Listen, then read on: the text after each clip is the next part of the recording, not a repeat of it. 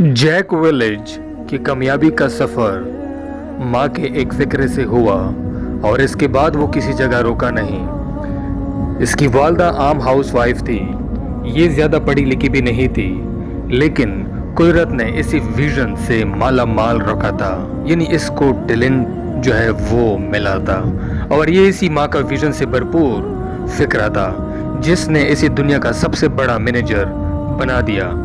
ये 20वीं सदी का सबसे बड़ा चीफ एग्जीक्यूटिव बन गया। जैक स्कूल की हॉकी टीम का हिस्सा था।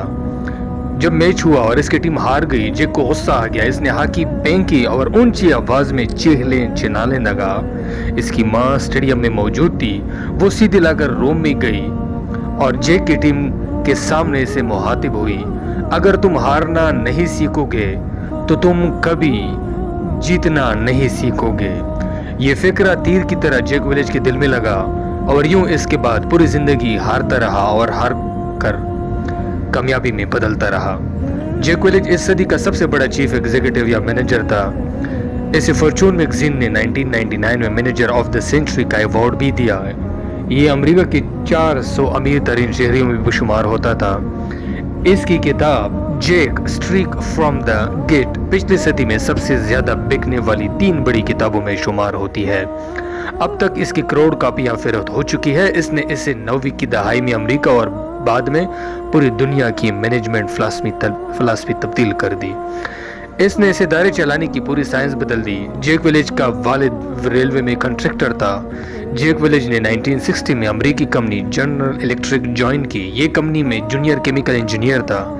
ये मामूली जॉब थी और जैक विलेज बड़ी मुद्दत तक ये मामूली जॉब करता रहा और इसी दौरान उसने तनख्वाह में इजाफा न होने की वजह से नौकरी छोड़ने का मंसूबा भी बनाया और 1963 में इसकी गलती की वजह से फैक्ट्री की छत उड़ गई और कंपनी ने भी इसे फारिग करने का फैसला किया।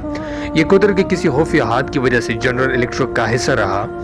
जनरल इलेक्ट्रिक इस वक्त अमेरिका की सबसे बड़ी कंपनी थी। इस कंपनी में जॉब आम पढ़े लिखे अमेरिकी की जिंदगी का बड़ा ख्वाब होती थी, मगर जैक विलेज इस ख्वाब की इंतहा छूना चाहता था। ये कंपनी का सरबराह बनना चाहता था।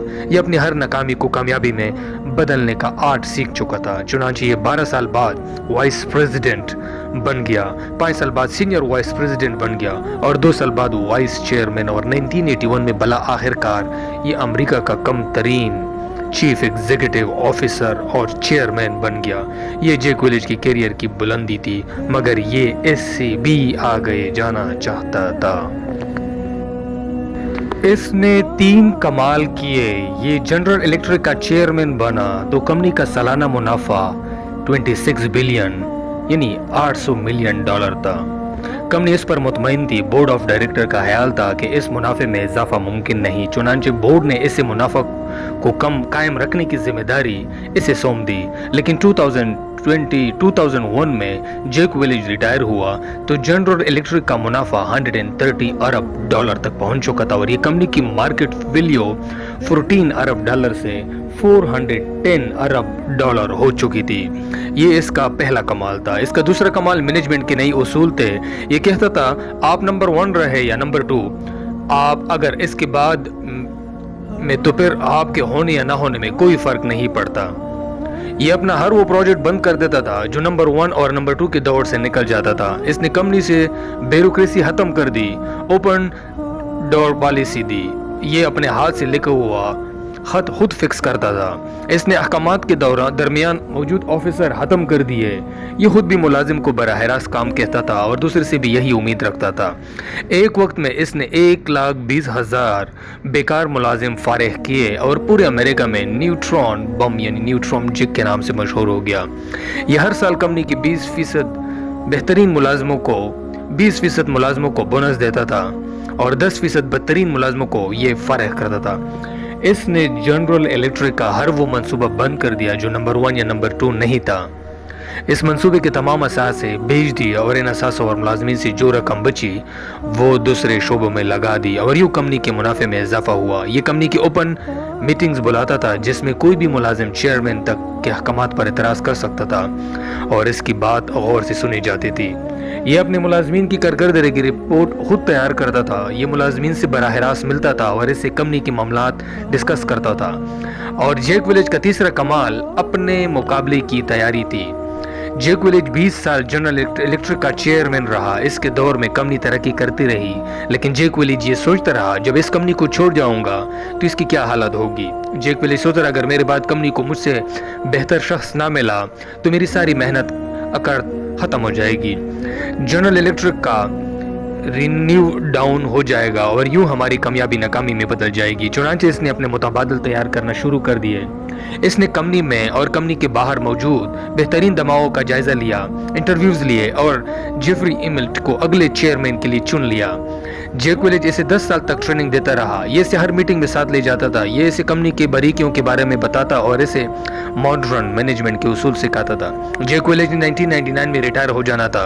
ये रिटायरमेंट के करीब पहुंचा तो इसे महसूस हुआ जेफरी इमिल्ट अभी मुकम्मल तौर पर ट्रेन नहीं हुआ।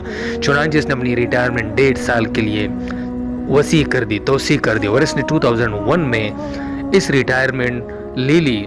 जब जेफरी इमिल्ट 100% ट्रेंड हो चुका था, जेफरी इमिल्ट ने सितंबर 2001 में कंपनी संभाली। ये अब जैक विलेज से ज़्यादा बेहतर डिलीवर कर रहा है और ये जैक विलेज का सबसे बड़ा कमाल था।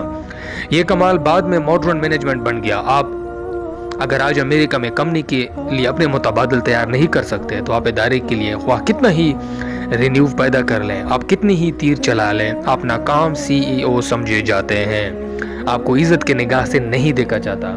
जबकि हमारे मुल्कों में इसके बरक्स होता है। हम अपने इदारों, कंपनी और फैक्ट्रियों में चुन चुन कर अपने से ज़्यादा नालायक और कमज़ोर लोग भर्ती करते हैं ताकि कोई शख्स हमारी जगह ना ले सके और हमारी जॉब सलामत रहे। हमारी कोशिश होती है हम जाएं, हमारे पीछे अंधेरा ही अंधेरा हो, दफ्तरों, मिलों और इदारों को ताले लग जाए और गलियों में बेरोजगारी का भूत तलवार कर कर दौड़ता रहे। हम लोग कुछ भी ना करें तो भी हम लोग जाते जाते कंप्यूटर्स की हार्ड डिस्क निकाल कर ले जाएंगे, हम चाबियां गुमा देंगे या फिर फाइलें ज़रूर गीली करके जाएंगे ताकि हमारे जाने के बाद लोग हमारा स्यापा करते रहे और रवैया हमारी कुमी अलमिया है। हम दुकान से लेकर हुकूमत और मिल से लेकर सियासी जमात तक किसी मुल्क को इसी रवैये के ज़रिए चला रहे हैं। आपको यकीन आए या ना आए तो आप मुल्क की तमाम सियासी जमातों की क़ियादत देख लीजिए, आपको ये लोग इंसान कम और अजदहा ज़्यादा नज़र आएंगे क्योंकि उन्होंने आज तक अपनी पार्टी में मुतबादल क़ियादत पैदा नहीं होने दी। ये अपने अनार के गमले में नलायकों और खुशावदियों की पनीर लगाते जा रहे हैं। चुनांचे हमारे मुल्कों में जब भी किसी जमात का कोई कायद फारिग होता है तो इसके साथ ही पार्टी भी तितर बितर हो जाती है। हमारी हुकूमती भी जाते हुए ऐसे शाहकार निगरान मुकर्रर की जाती है कि माजी की मज़ार अच्छे लगने लगते हैं। हमें रहमान मलिक या हफीज़ शेख या असलम रईसानी, कायम अली शाह और नसरुल्लाह फरिश्ते दिखाई देने लगते हैं। हम अक्सर सोचते हैं जो लोग 20-30 साल के बाद मुसलसल जद्दोजहद के बाद वो सियासी कोशिशों के बावजूद एक मुतबादल तैयार नहीं कर सकते, ये मुल्क को क्या बनाएंगे, ये मुल्क को क्या बचाएंगे। जो लोग आज तक मुख्तलिफ सियासी कायदीन और उसके पार्टी के बंदों को अभी भी तलाश करके नाकाम हुई हैं, वो अपने मुल्क में क्या कुछ बड़ा कर पाएंगे।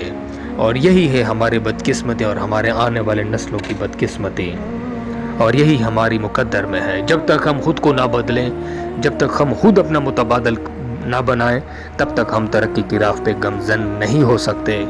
हमें यूरोप से बहुत कुछ सीख सकते हैं, लेकिन हमें सीखने के लिए दिमाग और टैलेंट चाहिए, जो कि उस चीज़ के ऊपर हमारा कोई फोकस नहीं। हम अपनी कंपनी में रहकर अपनी कंपनी को तबाह करना चाहते हैं, हमारे बाद हम अपनी कंपनी के अंदर अंधेरा लेके आना चाहते हैं। लेकिन तकड़ा, ज़हीन, टैलेंटेड और बेमिसाल लोग वो होते हैं जो दूसरे के लिए मिसाल छोड़ते हैं, जो न सिर्फ अपने लिए बल्कि दूसरों के लिए भी जीते हैं, न सिर्फ अपने लिए बल्कि दूसरों को भी सिखाते हैं। और यही एक मैनेजर और उसके इर्द गिर्द लोगों का यही एक तरीक़ाकार होता है कि वो कैसे अपने साथ मुतबादल को बना देते हैं। और यही कामयाबी है, इसी में कामयाबी है। देखने के लिए शुक्रिया। काइंडली चैनल को लाइक, शेयर एंड सब्सक्राइब करें और मोर रेट वीडियोज़ के लिए हमारे साथ टच में रहिएगा। Thank you so much.